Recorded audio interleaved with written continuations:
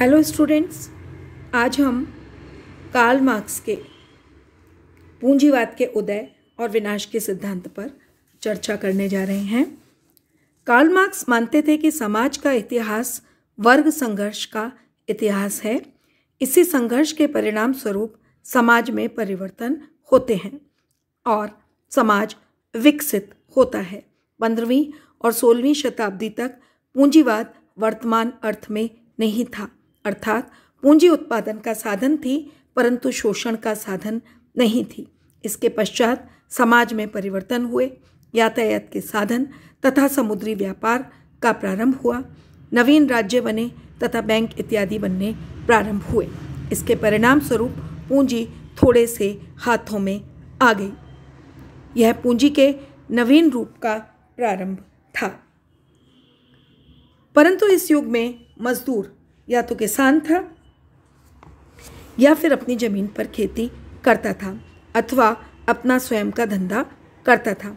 मजदूरी प्रथा अभी शुरू नहीं हुई थी। पूंजी का संचय होने के लिए आवश्यक था कि अतिरिक्त मूल्य अर्जित किया जाए, अर्थात श्रमिकों का शोषण हो। श्रमिकों को तभी शोषित किया जा सकता है जब श्रमिक का संपत्ति से पूर्ण विच्छेद कर दिया जाए, अर्थात उसे सर्वहारा बना दिया जाए। औद्योगिक क्रांति ने यही किया। इसके साथ ही ऐसा समाज बना जिसमें कारखानों पर थोड़े से व्यक्तियों का अधिकार होता था और बाकी लोगों को काम करके अपनी जीविका चलानी होती थी।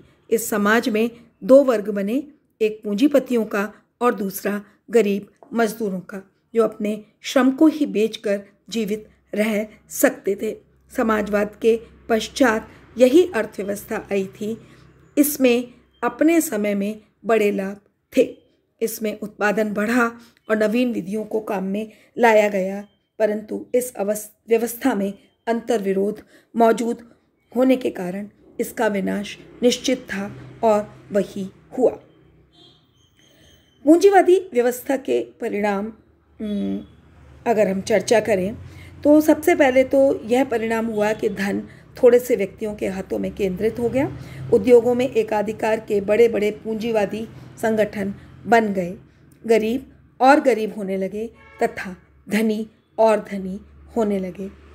गांवों की जनसंख्या नगरों में आने लगी। सर्वहारा वर्ग के धंधे चौपट हो गए। खेती समाप्त हो गई।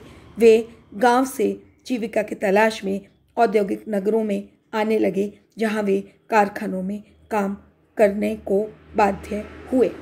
जनसंख्या के नगरों में केंद्रित होने के कारण देश में बेकारी फैली। निर्धनता, शोषण इत्यादि के कारण सर्वहारा वर्ग में असंतोष फैलता है और वह मजदूर आंदोलन के रूप में प्रकट होता है। सर्वहारा वर्ग ही असली क्रांतिकारी वर्ग है, क्योंकि उसके पास अपनी जंजीरों को खोने के अलावा कुछ भी नहीं है। मध्यम वर्ग समाप्त होने लगता है और अंतोगत्वा दो ही वर्ग अंतिम संघर्ष के लिए बचते हैं। उद्योगपतियों में स्वयं भी संघर्ष होता है।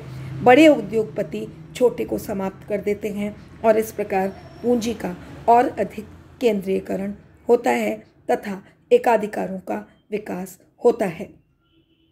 इन कारणों से मजदूरों की कठिनाइयाँ और अधिक बढ़ जाती हैं। आर्थिक मंदी भी पूंजीवादी अवस्था का एक आवश्यक लक्षण है। इसके विश्लेषण में मार्क्स ने माल्थस की सहायता ली है। मार्क्स के अनुसार पूंजीवादी अर्थव्यवस्था में अति उत्पादन स्वाभाविक है, क्योंकि एक ओर तो उद्योगपति लाभ बढ़ने के उत्साह में अधिकतम उत्पादन करते हैं, दूसरी तरफ मजदूरों का शोषण होने के कारण उनकी क्रय शक्ति कम हो जाती है। परिणाम स्वरूप उपभोग भी कम होता है और इसी कारण बाजार में माल नहीं बिक पाता है और मंदी आती है, जिससे बेकारी फैलती है। लेनिन ने लिखा है, पूंजीवाद का मूल अंतर्विरोध इस बात में है कि एक ओर तो असीम उत्पादन का प्रयत्न होता है, जो पूंजीवाद का विशेष लक्षण है, दूसरी तरफ जनता का उपभोग घट जाता है। पूंजीवादी उद्योगों की एक विचित्रता मार्क्स ने यह बताई थी कि लाभ की दर घटती जाती है। इसका कारण यह है कि मजदूरों की संख्या बढ़ने पर ही बचत या लाभ बढ़ता है, परंतु यंत्रों के अधिकतम प्रयोग के कारण बचत कम होती है। लाभ पूंजी के रचनात्मक संगठन से विपरीत दिशा में चलता है।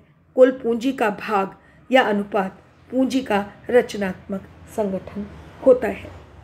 पूंजीवाद का पतन। इन सब बातों के परिणाम स्वरूप पूंजीवाद का विनाश होता है। इसके बारे में मार्क्स ने बहुत सुंदर शब्दों में व्याख्या की है। पूंजीपतियों की संख्या में निरंतर कमी होने से निर्माण कार्य के सभी लाभ थोड़े से व्यक्तियों के हाथों में केंद्रित हो जाते हैं और उसी के साथ जनसाधारण के कष्ट, पीड़ाएं, दास्ता, अपमान तथा शोषण भी बढ़ जाते हैं। परंतु इसके साथ ही मजदूरों का विद्रोह भी बढ़ता है, क्योंकि उनकी संख्या, अनुशासन तथा संगठन में निरंतर वृद्धि होती जाती है और यह पूंजीवादी उत्पादन की पद्धति के प्रभाव से ही तय होता है। उत्पादन के साधनों का केंद्रीकरण और श्रमिकों का संगठन अंत में ऐसे बिंदु पर पहुंचता है जहां पर दोनों साथ साथ नहीं चल सकते और विस्फोट होता है। पूंजीवादी व्यक्ति संपत्ति की समाप्ति हो जाती है। पूंजीवादी व्यक्तिगत संपत्ति की समाप्ति हो जाती है तथा शोषक वर्ग विनष्ट हो जाता है। हीगल के तर्क के नियमों को ही इतिहास की व्याख्या करने में मार्क्स ने प्रयोग किया। मात्रा या परिमाण ही गुण में बदल जाते हैं। यह परिवर्तन चरम बिंदु तक पहुंचता है और सहसा विस्फोट होता है। यही सामाजिक क्रांति है। पूंजीवादियों के हाथ से सत्ता निकलकर सर्वहारा वर्ग के हाथों में आ जाती है और सर्वहारा का अधिनायकवाद स्थापित हो जाता है।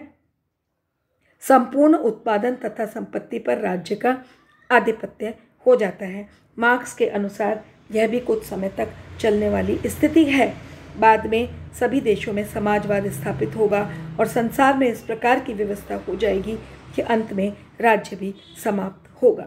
मार्क्स ने समाजवादी प्रयत्नों को प्रगतिशील और समाजवाद की विरोधी शक्तियों को प्रतिक्रियावादी तथा प्रतिक्रांतिवादी कहा है। वर्ग संघर्ष में कुछ हार जीत संभव है, परंतु अंतिम जीत सर्वहारा की होगी, क्योंकि इतिहास की भी यही अनिवार्यता है। मार्क्स ने साधनों की शुद्धता पर बहुत ध्यान दिया। जिस साधन से समाजवाद आ सकता है वह सब नैतिक है। अहिंसा तथा नैतिकता इत्यादि उनके अनुसार बुर्जुआ संस्कृति के अवशेष हैं। लोकतंत्र तथा व्यक्ति की स्वतंत्रता निरर्थक शब्द हैं। मार्क्स ने संयुक्त स्कंद मंडल जॉइंट स्टॉक कंपनीज के निर्माण को भी अपने सिद्धांत में पुष्टि का उदाहरण बताया। उन्होंने कहा कि पैसा लगाकर पूंजीपति मजदूरों के श्रम का लाभ उठाते हैं। यही अनअर्न्ड इनकम या अनर्जित आय है, परंतु इस साथ ही इस प्रकार से संगठनों से क्रांति भी निकट आती है, क्योंकि राज्य द्वारा इन कारखानों पर कब्जा करना सरल हो जाता है। मार्क्स के पूंजीवादी सिद्धांत की यदि समीक्षा करें तो हम ये कह सकते हैं कि यह सिद्धांत वर्ग संघर्ष के सिद्धांत पर आधारित था। पूंजीवाद के उदय और पतन का इतिहास मार्क्सवादी वर्ग संघर्ष के सिद्धांत पर आधारित है, जो स्वयं संदिग्ध एवं अधूरी व्याख्या है। समाज की अंतिम इकाई व्यक्ति है, जिस पर मार्क्स ने कोई ध्यान नहीं दिया।